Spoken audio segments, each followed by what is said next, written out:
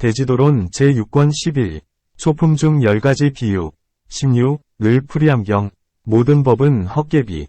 환, 같고, 아지랑이, 염, 같고, 물속의 달 같고, 허공 같고, 메아리 같고, 건달바의 성 같고, 꿈 같고, 그림자 같고, 거울 속의 형상 같고, 변화한 것, 화, 같다고 알았다. 논. 이 10가지 비유는 공안법을 풀이하기 위한 것이다. 문. 만일 모든 법이 공이어서 환 같다면 어째서 모든 법에는 볼 수 있고 들을 수 있고 맡을 수 있고 맛볼 수 있고 감촉할 수 있고 분별할 수 있는 것이 있는가? 만일에 진실로 없는 것이라면 볼 수 있거나 내지 분별할 수 있는 것도 없어야 할 것이다. 만약에 없는 것인데 거짓으로 본다고 한다면 어째서 소리를 보지 못하고 빛을 듣지 못하는가? 만일 모두가 균등하게 공하여 없는 것이라면 어째서 볼 수 있는 것과 볼 수 없는 것이 있는가? 모든 법이 공하기 때문이라면 마치 한 손가락에 첫째 손톱도 없고 둘째 손톱도 없어야 할 터인데 어째서 둘째 손톱은 보이지 않고 첫째 손톱만 보이는가? 그러므로 첫째 손톱은 실제로 있음으로 볼 수 있고 둘째 손톱은 실제로 없음으로 보이지 않음을 알게 되는 것이다. 답. 비록 모든 법의 모습이 공하지만 볼 수 있는 것과 볼 수 없는 것으로 나눠진다. 마치 환술로 드러난 코끼리, 말 및 갖가지 물건과 같으니 실제로는 없는 것인 줄 알지만 모양을 볼 수 있고 소리도 들을 수 있어서 육정에 상대하여 서로 어긋남이 없다. 모든 법도 그와 같아서 비록 공하지만 볼 수 있고 들을 수도 있어 서로 어긋남이 없는 것이다. 덕려경에서는 다음과 같이 설한다. 덕려가 부처님께 여쭈었다. 세존이시여, 무명은 안에 있습니까? 부처님께서 대답하셨다. 아니다. 밖에 있습니까? 아니다. 안팎에 있습니까? 아니다. 세존이시여, 이 무명은 전생으로부터 온 것입니까? 아니다. 이 생에서 후생으로 옮겨갑니까? 아니다. 이 무명은 나기도 하고 멸하기도 합니까? 아니다. 하나의 법으로 정해지는 실제의 성품이 있어 이를 무명이라 부릅니까? 아니다. 그때 덕려가 부처님께 다시 여쭈었다. 만약에 무명이 안에도 없고 바깥에도 없고 안팎에도 없고 전생에서 금생으로 온 것도 아니고 금생에서 내생으로 옮겨가는 것도 아니고 진실한 성품도 없는 것이라면 어찌하여 무명으로부터 행이 인연되며 나아가서는 온갖 고가 모입니까?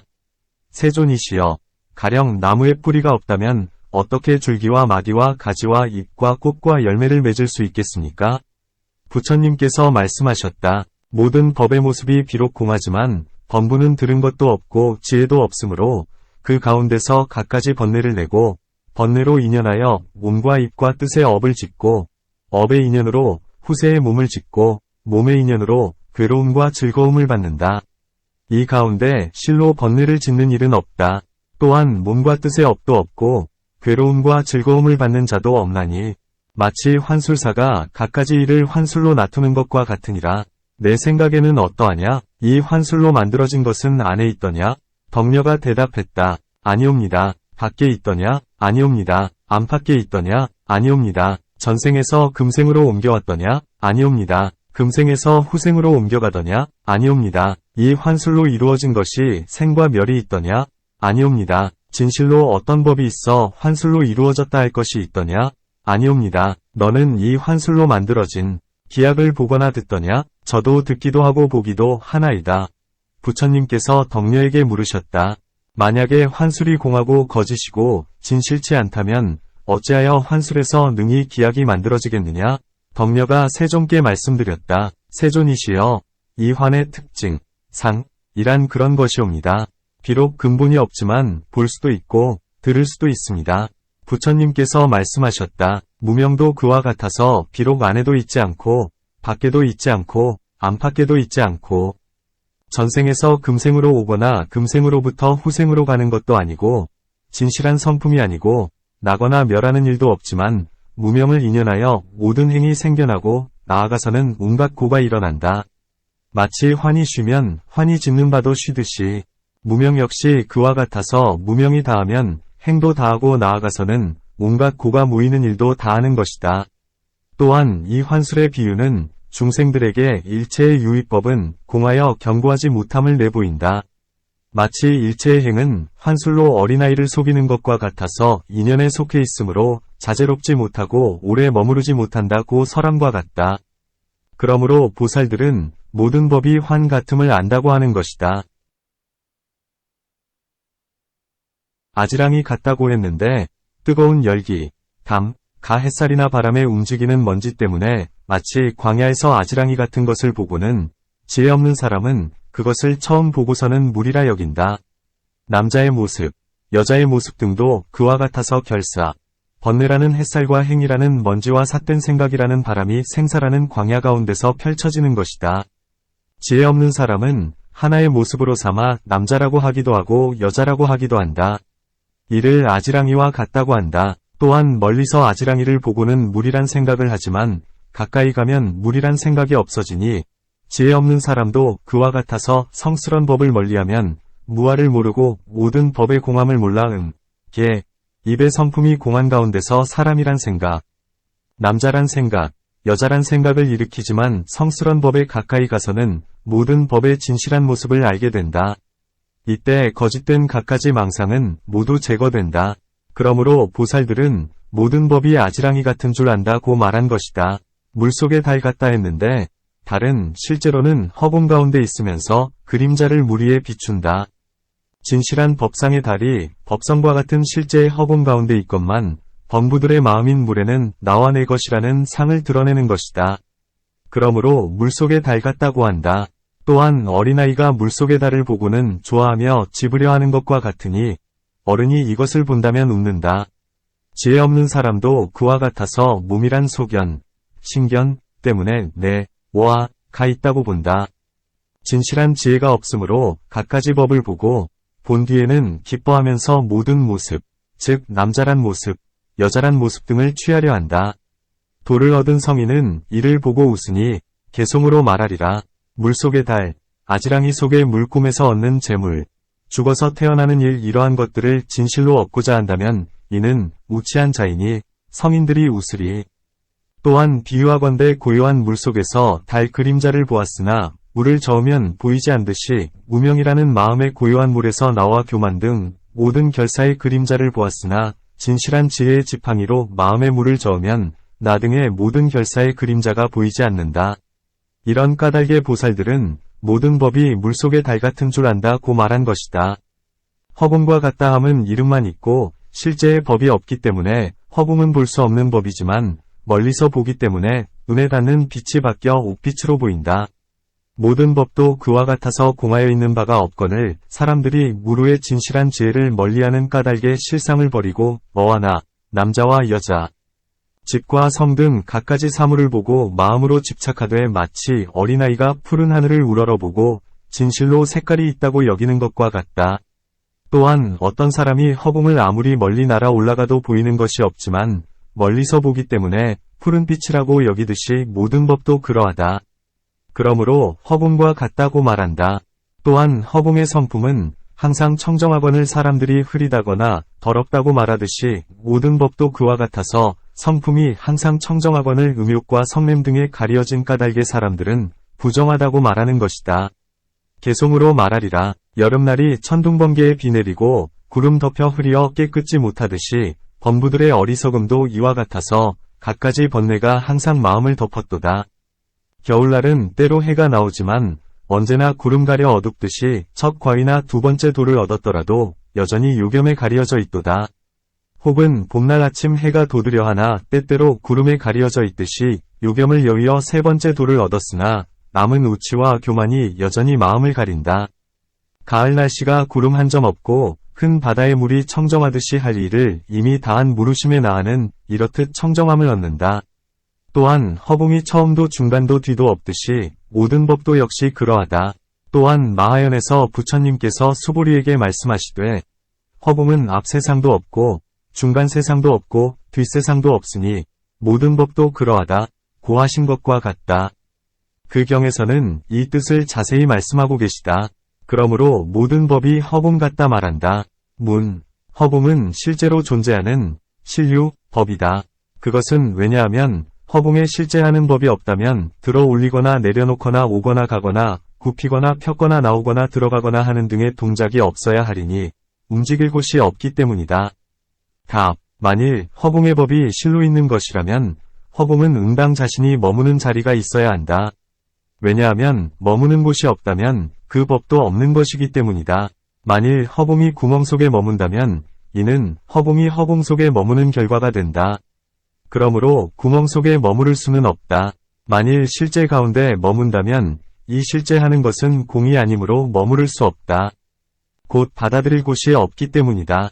또한 그대가 말하기를 머무는 곳이 허공이다. 석벽 등의 실제 하는 것에는 머무를 곳이 없는 것과 같다. 고 했는데 만약에 머무를 곳이 없다면 곧 허공은 존재하지 않는 것이다. 곧 허공이 머무를 곳이 없기 때문에 허공이 없다는 것이 된다. 또한 형상이 없기 때문에 허공도 없다. 모든 법은 각각 형상이 있고 형상이 있기 때문에 법이 있음을 알게 된다. 마치 땅에 굳은 모습, 물에 젖는 모습, 불이 더운 모습, 바람에 흔들리는 모습, 의식에 아는 모습, 지혜에 이해하는 모습, 세간에 생멸하는 모습, 열반의 영혼이 정멸한 모습 등과 같다. 하지만 이 허공은 모습이 없기 때문에 존재하지 않는 것이다. 문. 허공도 형상이 있거늘 그대가 모르기 때문에 없다고 하는 것이다. 물질, 색, 이 없는 곳이 곧 허공의 모습이다. 답. 그렇지 않다. 물질이 없다 함은 물질을 파하는 것을 말한다. 다시는 다른 법이 없나니 마치 등불이 꺼지면 다시는 다른 법이 존재하지 않는 것과 같다. 그러므로 허공의 모습이 없다. 또한 이러한 허공의 법은 없다. 왜냐하면 그대는 물질 때문에 물질 없는 곳을 허공의 모습이라 했다. 만약에 그렇다면 물질이 생기기 전에는 허공의 모습이 없었을 것이다.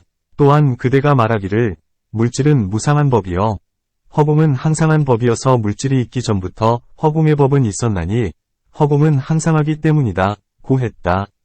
하지만 물질이 아직 있지 않았다면 곧 물질이 없어지게 되는 곳도 없는 것이다.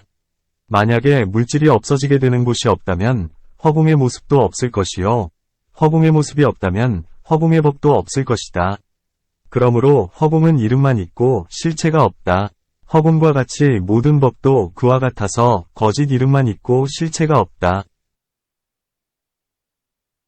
그러므로 보살들은 모든 법이 허공 같은 줄 아는 것이다.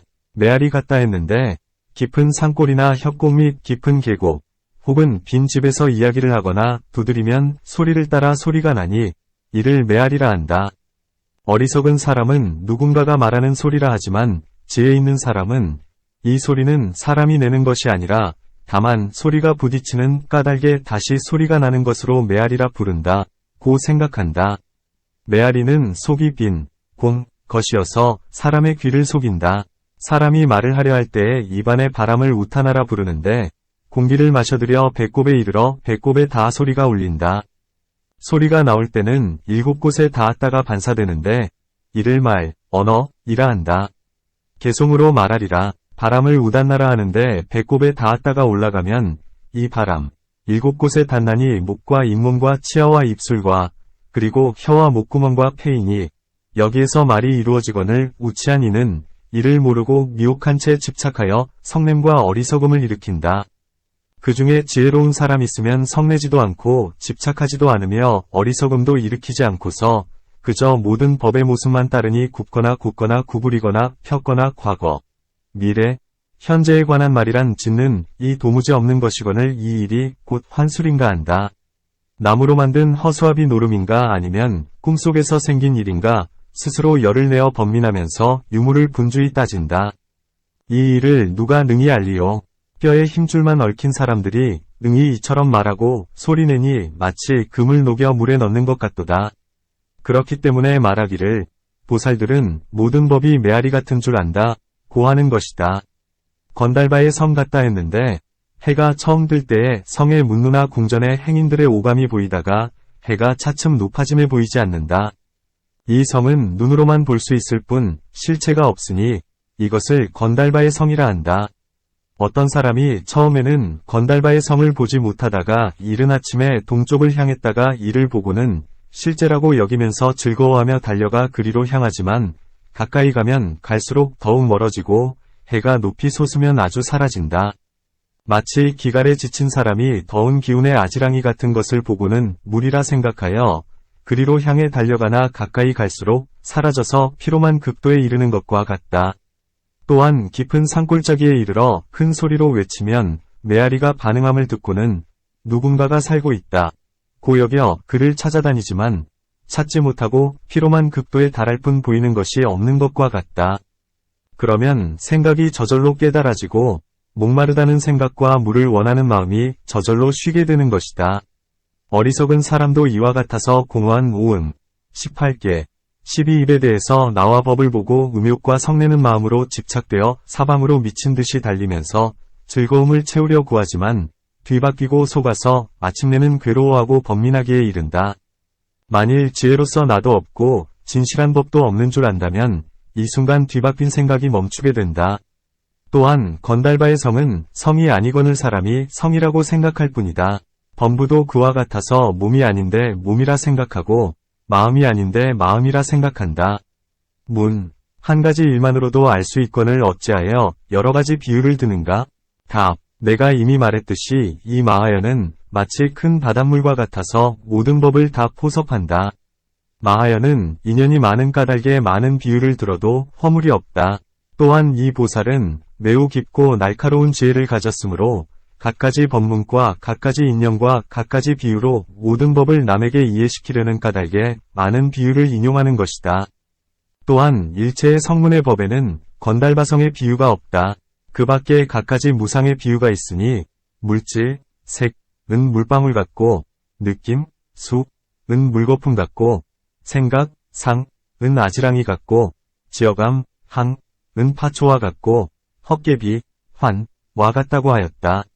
아울러 환만경에서는 허공으로서 비유했으나 이 건달바의 성과는 다르기 때문에 여기서 말한 것이다. 문, 성문의 법에는 몸을 성으로 비유했는데 여기서는 어찌하여 건달바성의 비유를 말하는가? 답, 성문의 법에서 성의 비유란 묻 인연, 중연, 은 실제로 있지만 단지 성만이 거짓 이름일 뿐임을 비유한 것이다. 건달바의 성은 묻 인연조차도 없는 것으로 마치 불바퀴와 같아서 사람의 눈을 홀릴 뿐이다. 성문의 법에서는 나라는 집착을 깨뜨리기 위하여 성으로서 비유했으며 여기에서는 보살은 근기가 날카로워 모든 법의 공안 경지에 깊이 들기 때문에 건달바의 성으로 비유를 드신 것이다. 이런 까닭에 건달바의 성으로 비유를 드셨다고 말한 것이다. 꿈과 같다 했는데 꿈속에서는 실제로 일이 없거늘 이것을 실제라고 여기다가 깨어난 뒤에 없는 것임을 알고 혼자 웃는다. 사람도 그와 같아서 모든 번뇌, 결사, 의 꿈속에서는 실제로 아무것도 없지만 집착하다가 도를 얻어 깨어난 뒤에는 비로소 실제로는 없는 것임을 알고 혼자 웃는다.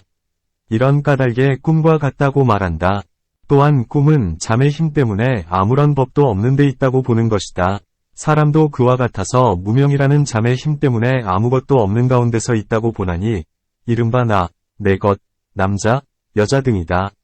또한 꿈속에는 기쁠 것이 없는데 기뻐하고 성낼 것이 없는데 성내고 두려울 것이 없는데 두려워한다. 3계의 중생도 그와 같아서 무명의 잠 때문에 성내지 않을 일에 성내고 기뻐하지 않을 일에 기뻐하고 두려워하는 일에 두려워한다. 또한 꿈에는 5가지가 있다. 몸이 고르지 못하거나 열기가 많으면 꿈에 불을 보거나 노란빛과 붉은빛을 보는 일이 많고 냉기가 많으면 물을 보거나 흰빛을 보는 일이 많으며 풍기가 많으면 꿈에 날아다니거나 검은빛을 보는 일이 많다.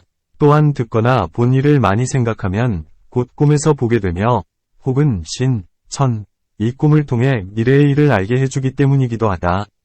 이러한 5가지 꿈은 모두가 실제의 일이 없거늘 거짓으로 보게 되는 것이다.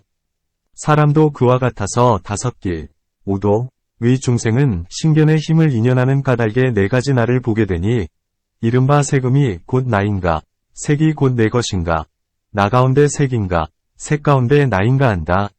색과 마찬가지로 수, 상, 행, 식에 대해서도 그와 같으니 결국 넷에 5을 곱해 모두 20가지가 된다. 그러나 도를 얻은 진실한 지혜로 깨달으면 실체란 없음을 알게 된다. 문, 꿈에 실체가 없다고 말할 수 없다.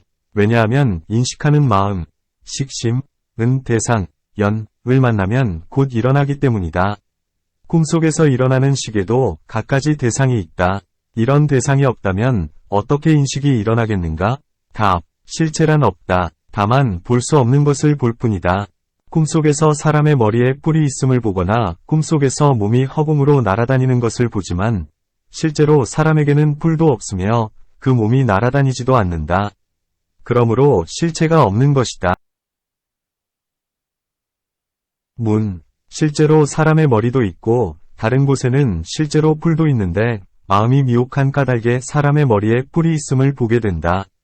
또한 허공도 실제로 있고 나는 일도 실제로 있는데 마음이 미혹한 탓으로 마치 자기의 몸이 나는 것처럼 보는 것이다. 그러므로 실체가 없는 것은 아니다. 답. 사람의 머리도 실제로 있고 뿔도 실제로 있으나 사람의 머리에 뿔이 났다고 하는 것은 헛된 생각이다. 문. 세계가 광대하고 전생부터의 인연이 갖가지로 같지 않다. 어떤 나라 사람은 머리에 뿔이 나기도 하고 혹은 한 손이거나 한 발이기도 하고 혹은 키가 한자이기도 하고 혹은 머리가 9이기도 하다. 그러니 머리에 뿔이 있은들 무엇을 기이하다 여기겠는가? 답. 다른 나라 사람이 뿔이 있다면 그렇겠지만 꿈에서 이 나라 사람으로서 아는 이가 뿔이 있다면 옳지 못하다. 또한 어떤 사람이 꿈의 허공의 끝이나 방위나 시간의 끝을 보았다면 이 일이 어찌 사실이겠는가? 어디엔들 허공이 없고 방위가 없고 시간이 없겠는가? 그러기 때문에 꿈속에는 없는 것을 있다고 보는 것이다. 그대가 먼저 말하기를 대상이 없는데 어찌 분별을 내겠는가 하였는데 비록 오진이 없지만 스스로 사유하고 생각하는 힘 때문에 법의 반연이 생긴다. 어떤 사람이 말하기를 2개의 머리가 있다 하면 그 말로 인하여 생각이 일어나니 꿈속에서 없는 일을 있는 일로 보게 되는 것도 이와 같다. 모든 법도 그와 같아서 비록 법은 존재하지 않지만 볼 수 있고 들을 수 있고 볼 수 있는 것이다. 개송으로 말하리라. 꿈 같고 환 같으며 건달바의 성 같으니 온갖 법들이 역시 이와 같도다. 이런 까닭의 보살들은 모든 법을 꿈과 같다고 안다고 말한다. 그림자 같다 했는데 그림자는 단지 볼 수만 있지 잡을 수가 없다. 모든 법도 그와 같아서 눈과 감정 등으로 보거나 듣거나 느껴 알 수 있으나 실제로는 얻을 수 없다. 개송으로 말하리라. 이 진실한 지혜는 사방에서 잡을 수 없나니 마치 큰 불덩어리같이 만질 수 없는 것 같다. 법은 받아들일 수도 없고 받아들여서도 안 된다. 또한 그림자는 빛이 비추면 나타나고 비추지 않으면 없어지듯이 모든 결과 번뇌가 정견의 빛을 가리면 곧 나라는 모습, 법이라는 모습의 그림자가 나타난다. 또한 그림자는 사람이 가면 곧 가고 사람이 움직이면 곧 움직이고 사람이 머무르면 곧 머무른다. 선업과 악업의 그림자도 그와 같아서 뒷세상으로 갈 때에는 또한 가고 금생에 머무를 때는 역시 머무른다. 과보가 단절되지 않는 까닭이니 죄와 복이 익어지면 곧 나타난다. 개송으로 말하리라. 허공 가운데라도 따라가고 산중 바위 속이라도 따라가고 땅 밑이라도 따라가고 바다 속이라도 따라 들어간다. 어디라도 항상 따라다니니 업의 그림자는 떨어질 줄 모른다. 이런 까닭에 모든 법이 그림자 같다고 한다. 또한 그림자는 공하고 없는 것이어서 실체를 구하여도 얻을 수 없으니 일체의 법도 그와 같아서 공하여 실체가 없다. 문. 그림자가 공하여 실체가 없다는 말은 옳지 않다. 왜냐하면 아비담에서는 말하기를 무엇을 색이비라 하는가?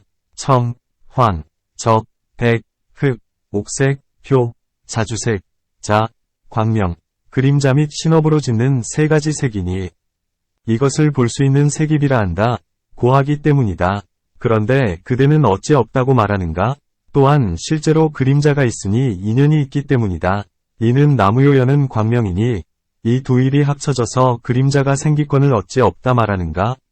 만일 그림자가 없다고 한다면 나머지 인연으로 생긴 법들도 모두 없어야 할 것이다. 또한 이 그림자의 모양, 색은 볼 수가 있으니 길고 짧고 크고 작고 거칠고 섬세하고 굽고 고듬의 형태가 움직이면 그림자도 움직인다.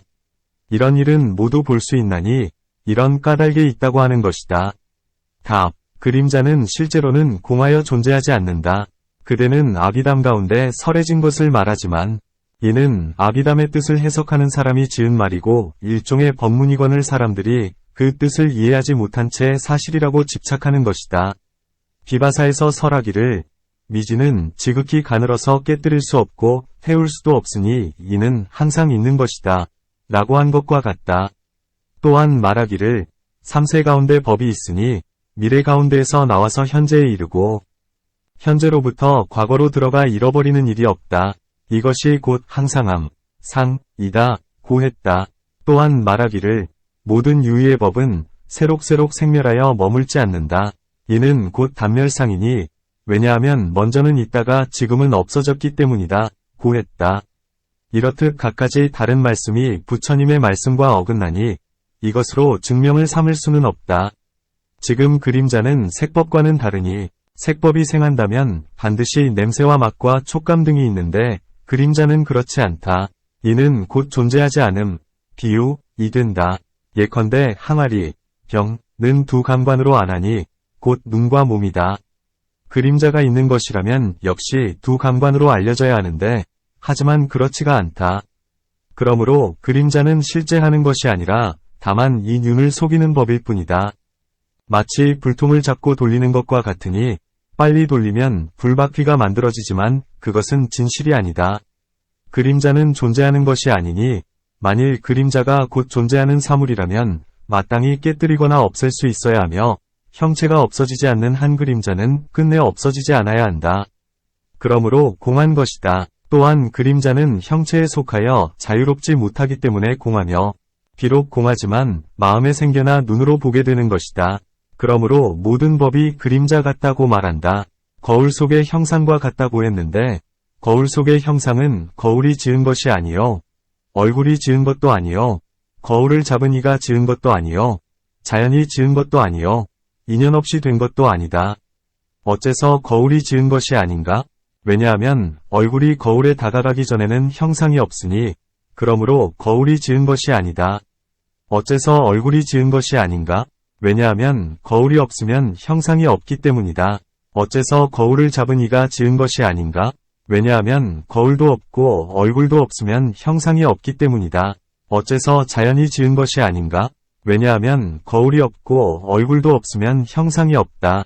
형상은 거울과 얼굴을 기다린 뒤에야 있게 된다. 그러므로 자연이 지은 것이 아니다. 어째서 인연 없이 이루어진 것도 아닌가? 왜냐하면 인연이 없이 이루어진다면 항상 형상이 있어야 할 것이요. 항상 있다면 거울이나 얼굴을 제하고도 스스로 나와야 될 것이다. 그런 까닭에 인연 없이 이루어진 것이 아니다. 모든 법도 그와 같아서 스스로 지은 것도 아니요. 남이 지은 것도 아니요. 함께 지은 것이 아니요. 인연이 없이 지은 것도 아니다. 어째서 스스로 지은 것이 아닌가?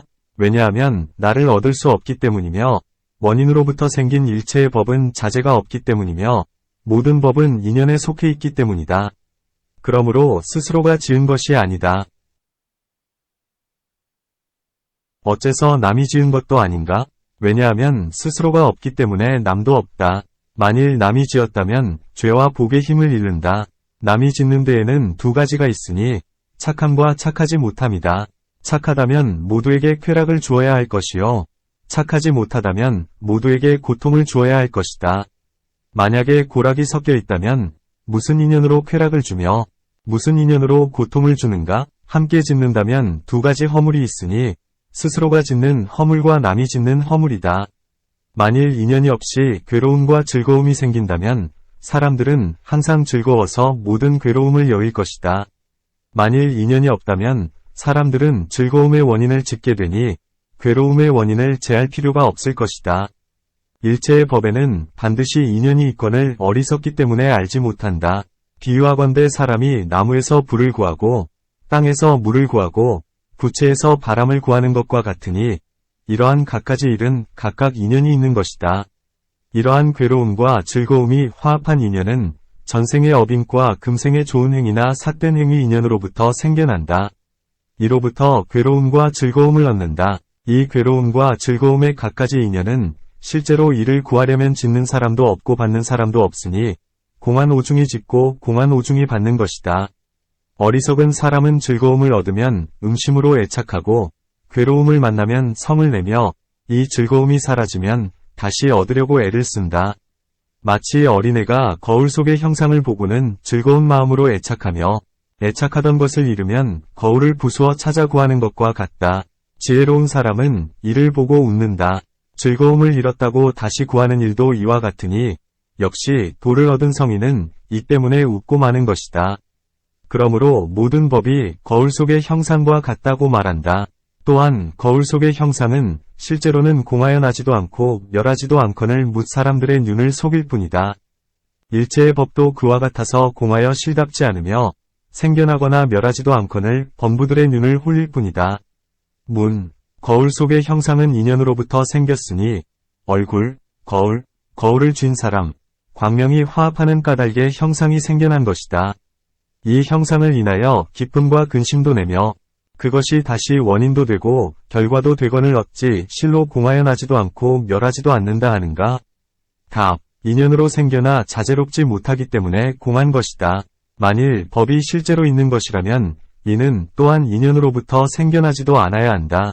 그것은 왜냐하면 만일 인연 가운데 먼저부터 있었다면 인연은 곧 필요가 없게 되며 인연 가운데 먼저부터 없었다 해도 인연은 역시 필요가 없게 되기 때문이다.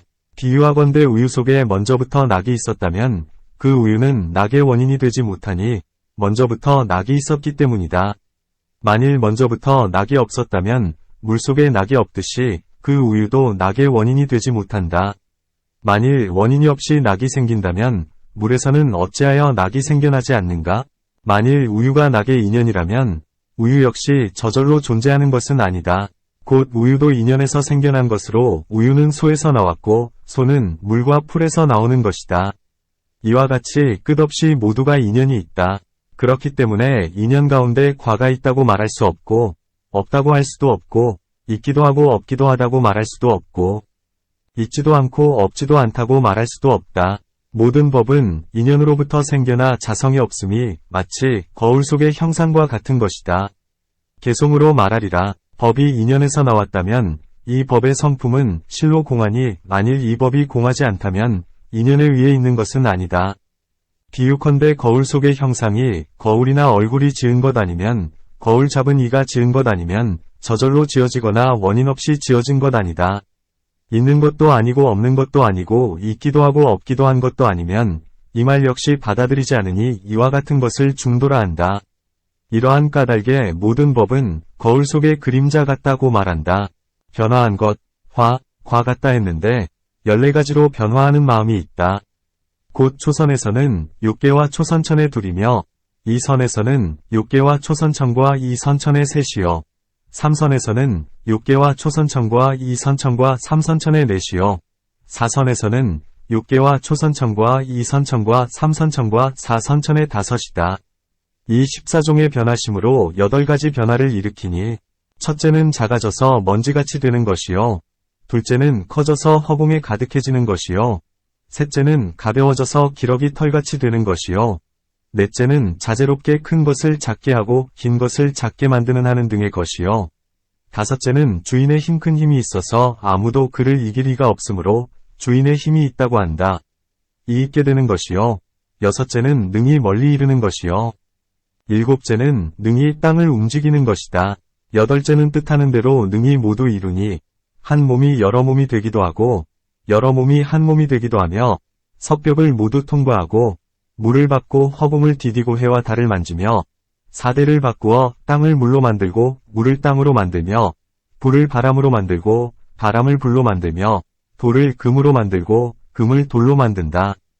이러한 변화에 다시 4가지가 있으니 육계의 약초와 보물을 환술로 능히 여러가지 물건으로 변화시키며 신통을 얻은 사람들의 신통력으로 여러가지 물건을 변화시키며 하늘, 용, 귀신들이 태어나면서 얻은 과보의 힘으로 모든 물건으로 변화시키며 새끼에 태어나면서 얻은 과보로 선정의 힘을 닦는 까닭에 모든 물건을 변화시킨다. 변화한 사람에게 생, 노, 병, 사가 없으며 괴로움도 없고 즐거움도 없어 보통 사람과는 다르다. 그러므로 공하여 진실이 없다. 일체법도 역시 그와 같아서 모두 생, 주, 멸이 없다. 그러므로 모든 법이 변화한 것 같다고 말한다. 또한 변화로 생긴 물건은 일정한 것이 없이 다만 마음이 생겨남으로써 만들어진 것으로 모두 진실함이 없다. 사람의 몸도 그와 같아서 본래 원인이 없고 다만 전생의 마음을 좇아 금생의 몸이 생겨난 것으로 모두 진실함이 없다. 그러므로 모든 법이 변화한 것과 같다고 말한다. 변화된 마음이 사라지면 곧 변화도 사라진다. 모든 법도 그와 같아서 인연이 사라지면 결과도 사라져 스스로 존재하지 않는 것이다. 변화된 일이 비록 실제로는 공하나 능히 중생들로 하여금 근심, 괴로움, 성냄, 기쁨, 즐거움, 어리석음, 미혹 등을 일으키게 한다. 모든 법도 그와 같아서 비록 공하여 진실되지 않으나 능히 중생들로 하여금 기쁨, 성냄, 근심, 두려움 등을 일으키게 한다. 그러므로 모든 법이 변화한 것과 같다고 말한다.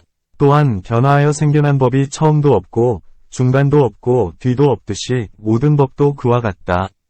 변화된 것이 생길 때에는 온 곳이 없고 사라질 때도 가는 곳이 없듯이 모든 법도 그와 같은 것이다.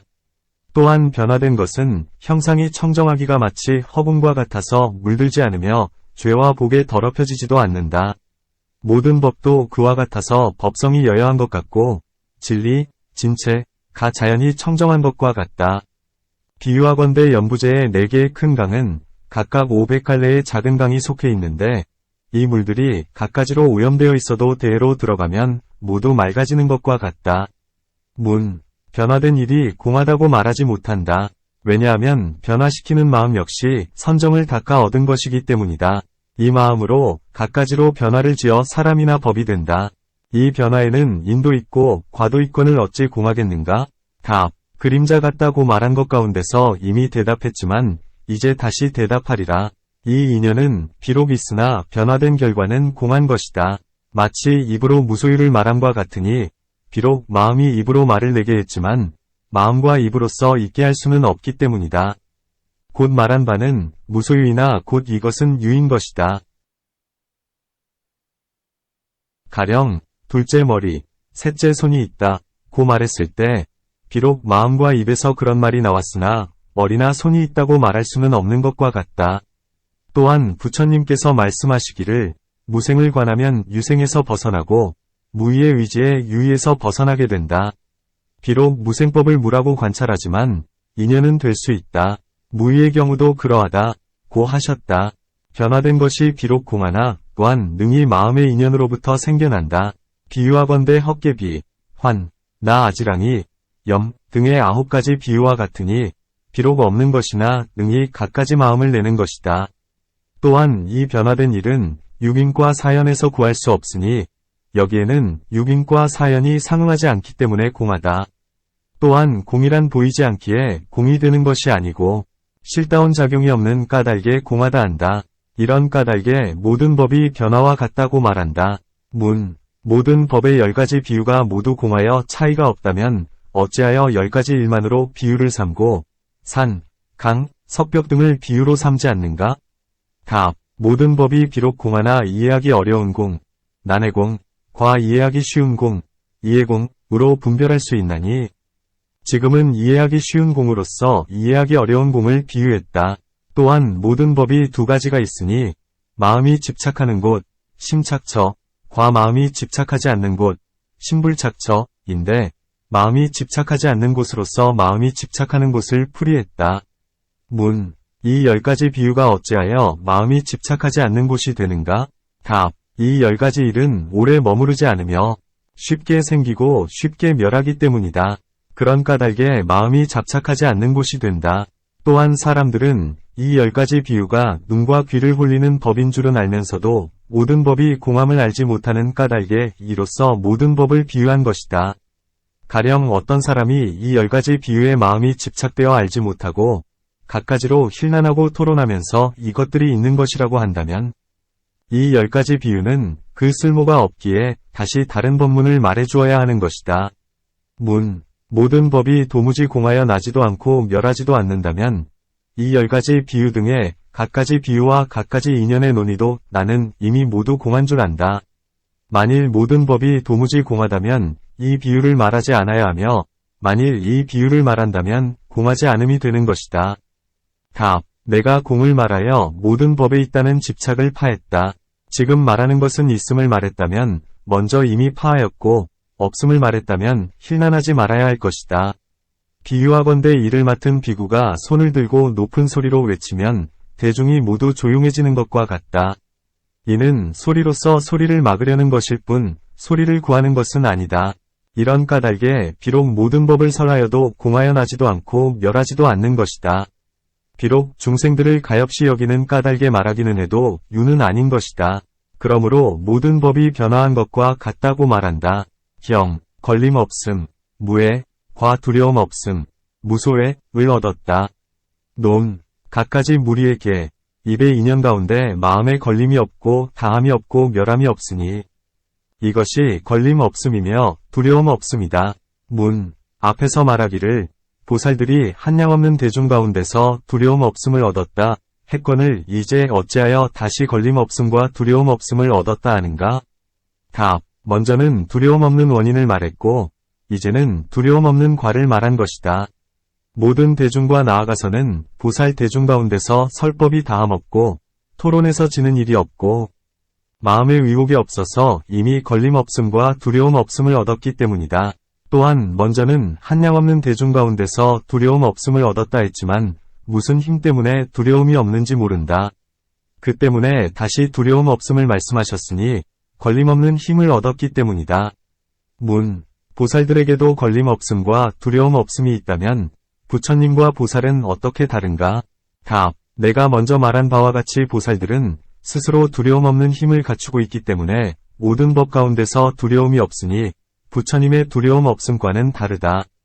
또한 걸림 없음에 두 가지가 있으니 첫째는 온갖 곳, 일절처, 이요. 둘째는 온갖 곳이 아님, 피일절처, 이다. 온갖 곳이 아님이라 했는데 한 가지 경서나 100, 1000가지 경서 가운데 걸림이 없다면 한 대중에 들어가거나 혹은 100, 1000대중에 들어갔을 때도 두려움이 없다. 보살들도 그와 같아서 스스로의 지혜 가운데서는 걸림이 없다. 하지만 부처님의 지혜 안에서는 그렇지 못하다. 부처님께서 바로를 던지셨을 때 500명이 나한과 미륵보살 등이 모두 잡지 못했나니 보살들의 경우도 그와 같아서 스스로의 힘 가운데서는 걸림이 없지만 부처님의 지혜 안에서는 걸림이 있는 것이다. 그러므로 보살들이 걸림 없음과 두려움 없음을 얻었다고 말한다. 경, 중생들의 마음 가는 곳을 모두 알아 미묘한 지혜로서 그들을 제도하여 해탈시킨다. 논, 문, 어떻게 중생들의 마음 가는 곳을 다 아는가? 답, 중생들의 마음이 갖가지 법 가운데서 곳곳으로 행하는 줄을 알되 마치 햇빛이 두루 비치는 것 같다. 보살은 중생들의 마음이 향하는 곳을 알고는 그에게 다음과 같이 말해주는 것이다. 일체 중생이 향해 나아감에 두 가지가 있으니 하나는 마음으로 항상 즐거움을 구하는 것이요. 또한 하나는 지혜로 분별하여 응이 좋고 나쁨을 아는 것이다. 그대는 집착하는 마음을 따르지 말고 지혜를 따르며 스스로의 마음을 꾸짖으라. 그대는 헤아릴 수 없는 것 동안 온갖 잡된 업을 모아 싫어할 줄 모르고 다만 세상의 쾌락만을 쫓다가 괴로워하게 됨을 깨닫지 못하는구나. 그대는 보지 못했는가? 세상 사람들이 쾌락을 탐하다가 환란에 이르고 오도에서 생을 받음은 모두가 마음이 하는 짓이다. 누가 그렇게 시키겠는가? 그대는 미친 코끼리처럼 날뛰면서 잔인하게 해치나 억제할 길이 없는 것과 같다면 누가 그대를 길들이겠는가? 만일 잘 길들일 수 있다면 세상의 환란을 면할 것이다. 태에 드는 일은 부정하고 고달픈 것이어서 마치 지옥과 같은 줄 알아야 할 것이다. 이미 태어나 세상에 있다면 늙음, 병듦, 죽음, 고통, 근심, 슬픔이 천만 가닥이여. 하늘에 태어나더라도 다시 삼계로 타락해야 하니 편안할 일이 없다. 그대는 어찌하여 쾌락에 집착하는가? 이와 같이 갖가지로 그 마음을 꾸짖고는 결코 그대를 따르지는 않으리라 고 맹세하니 이것이 보살이 중생들의 마음을 아는 것이다. 문, 무엇을 미묘한 지혜로서 그를 제도하고 해탈시킨다고 하는가?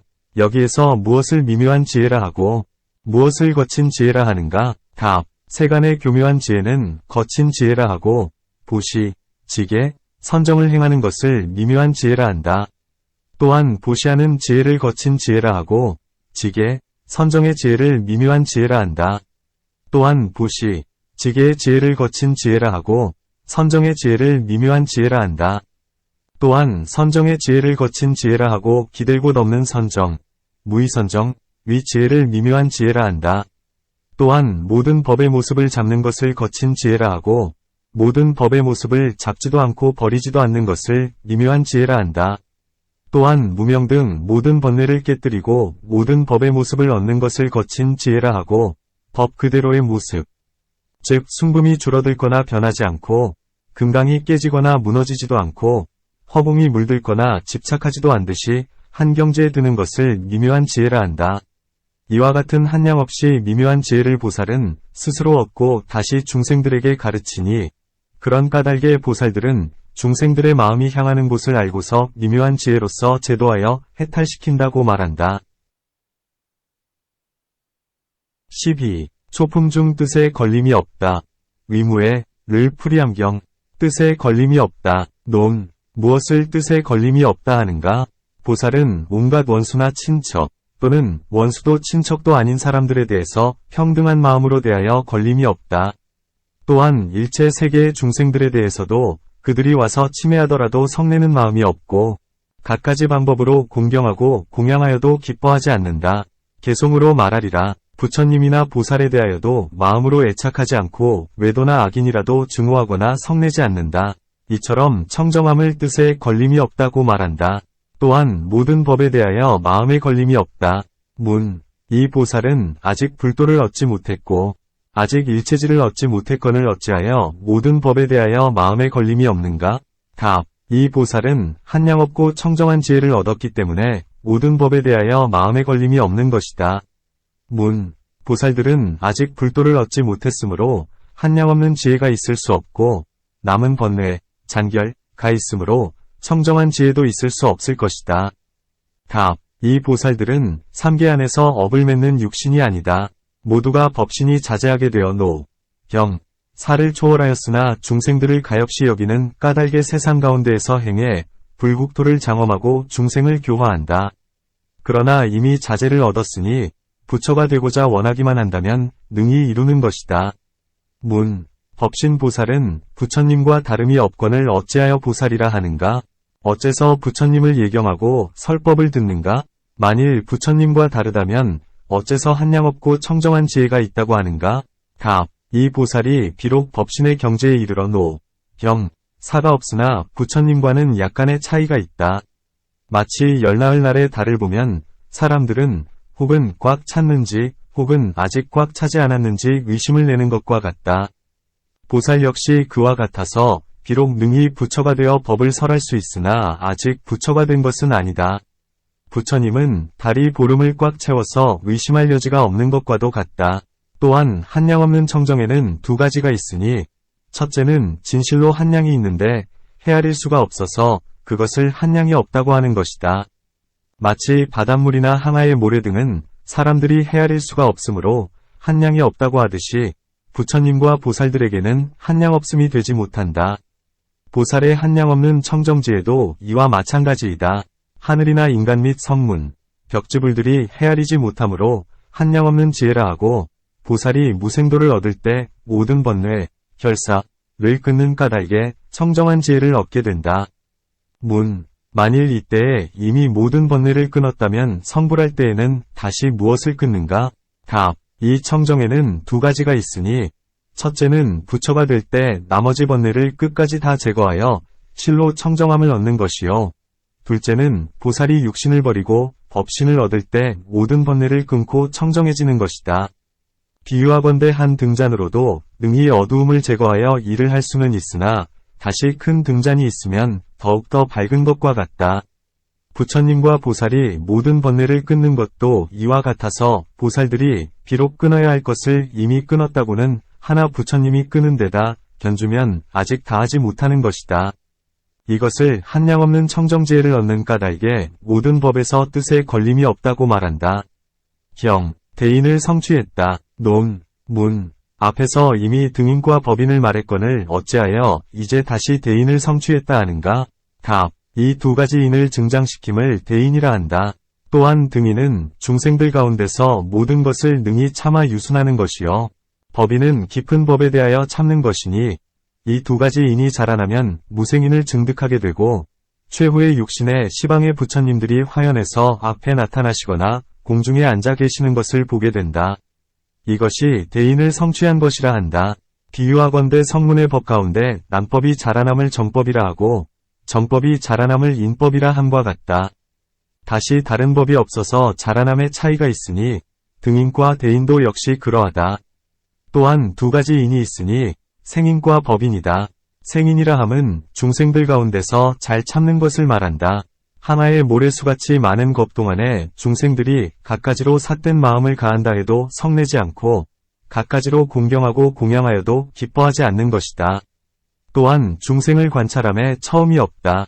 처음이 있으면 인연이 없고 인연이 있으면 처음이 없으며 처음이 없으면 나중도 없으리라. 왜냐하면 처음과 나중은 서로 기다리기 때문이다.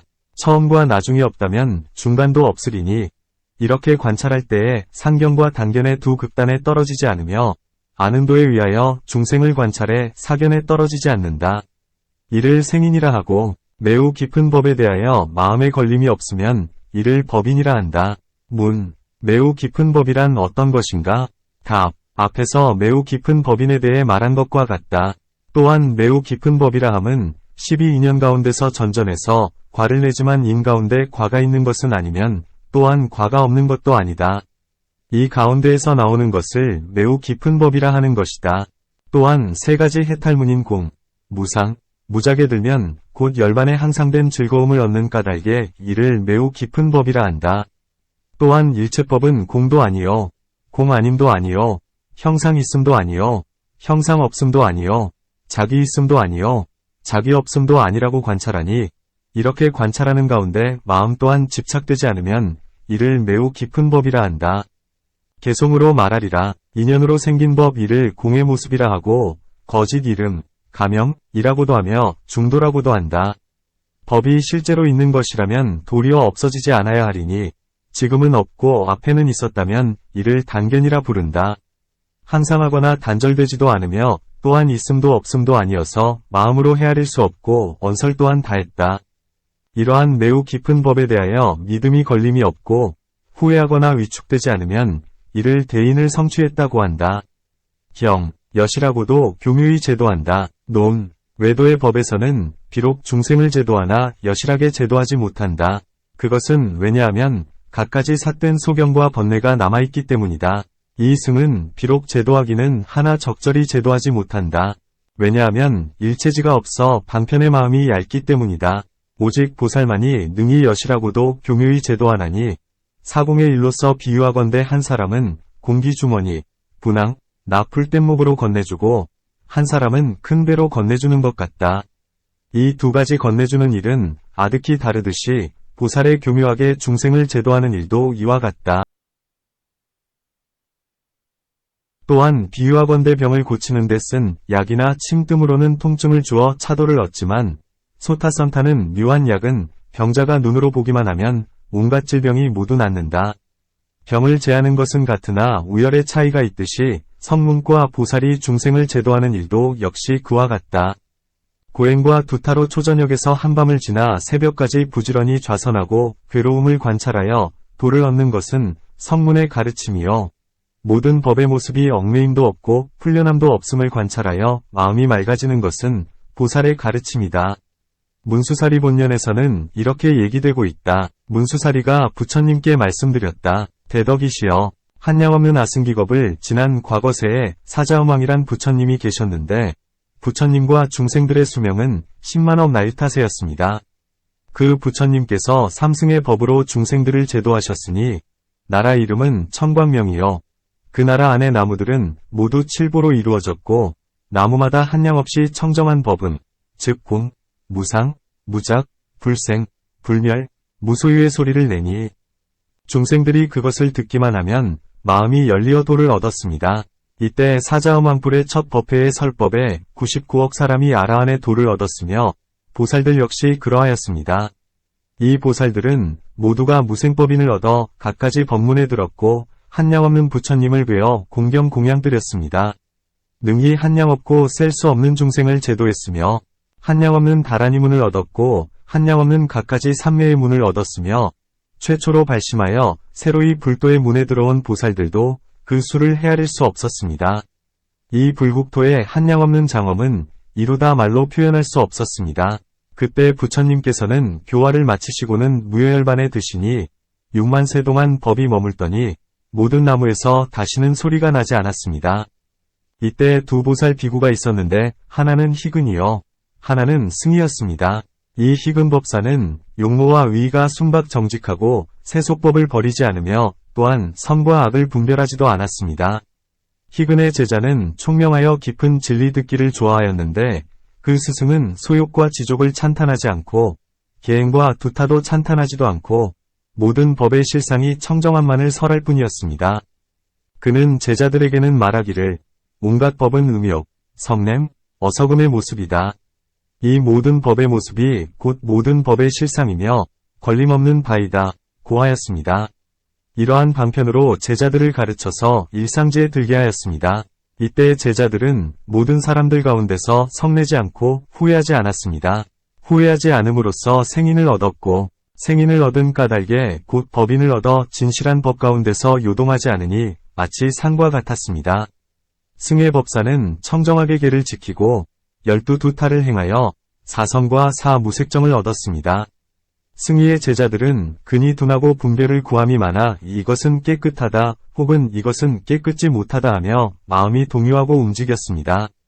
다른 때 승희가 마을에 들어갔다가 희근의 제자의 집에 가서 자리에 앉아 지계와 소욕과 지족행과 두타행과 한처와 선의 고역, 선적을 찬탄하고 희근을 비방하며 말하기를 이 사람은 법을 설해서 사람들로 하여금 사견에 들게 하니 음욕, 성냄, 어리석음이 걸림없는 모습을 설한다. 이는 잡된 행을 하는 사람이지 순수하고 청정하지가 않다 고하였습니다. 그 제자는 근이 예리의 법인을 얻었는데 그는 승희에게 이 음욕의 법은 어떤 모습입니까? 라고 물었습니다. 승희가 대답하되 음욕은 번뇌의 모습이니라 하였습니다. 다시 묻기를 이 음욕의 번뇌는 안에 있습니까? 밖에 있습니까? 하니 대답하기를 이 음욕의 번뇌는 안에 있지도 않고 밖에 있지도 않다.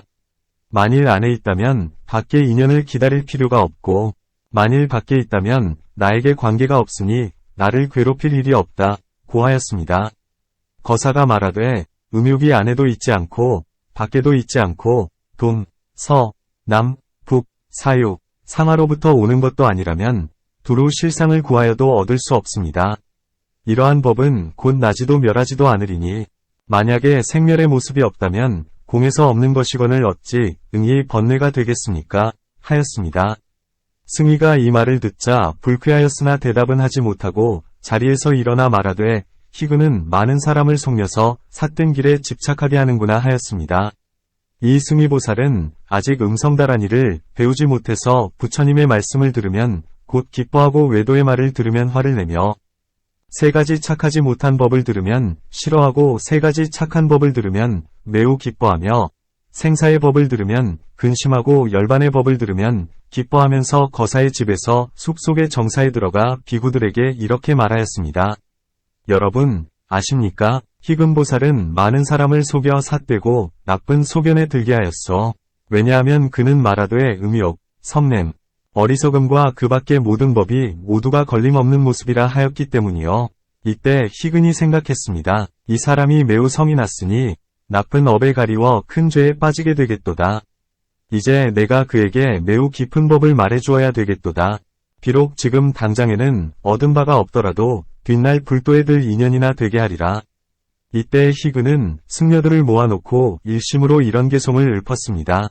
음욕이 곧 길이요 성냄과 어리석음도 그러하니 이러한 세 가지 일에 한량없는 부처님의 길이 있다. 어떤 사람이 음욕과 분노와 우치 그리고 길을 분별한다면 이 사람은 부처님과 멀어짐이 하늘과 땅 사이 같으리. 도와 음욕과 분노와 우치는 한 법이어서 평등하거늘 이 말을 듣고 겁내는 이는 불도에서 심히 멀어지리. 음욕의 법은 생멸하는 것이 아니니 마음을 괴롭히지도 못하거늘 만약에 사람이나 오와 늘 개착한다면 음욕에 이끌려 지옥에 들리라. 있다 없다 두 법이 다르다 하면 이는 있다 없다를 여의지 못함이니 있음 없음이 균등함을 알면 수승이 초출하여 불도를 이루리라.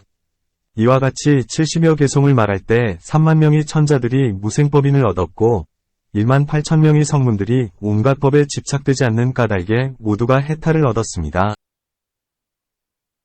이때 승위보살의 몸은 지옥으로 빠져들어 한량없는 1000만 세 동안의 고통을 받았고, 인간에 다시 태어나서는 74만 세 동안 항상 남의 비방을 들었고, 한량없는 법 동안에 부처님의 명호도 듣지 못하였습니다.